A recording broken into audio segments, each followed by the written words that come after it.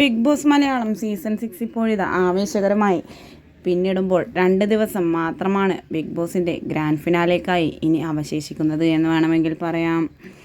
ഇപ്പോഴിതാ കണ്ടസ്റ്റൻസ് ഓരോരുത്തരായി big boss വീടിനകത്തേക്ക് കയറിക്കൊണ്ടിരിക്കുകയാണ്. ഇന്ന് ഗബ്രിയാണ് ബിഗ് ബോസ് വീടിനകത്തേക്ക് കയറിയത്.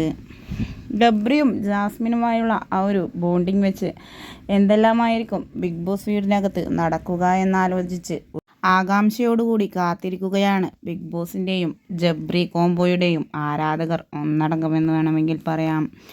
എന്ത് തന്നെയായാലും ജാസ്മിനും ഗബ്രിയും തമ്മിലുള്ള ആ ഒരു ബോണ്ടിങ് ആരാധകർ ഇഷ്ടപ്പെട്ടു തുടങ്ങിയത് ഗബ്രി ബിഗ് ബോസ് വീടിനോട് പുറത്തിറങ്ങിയ ശേഷമാണ്.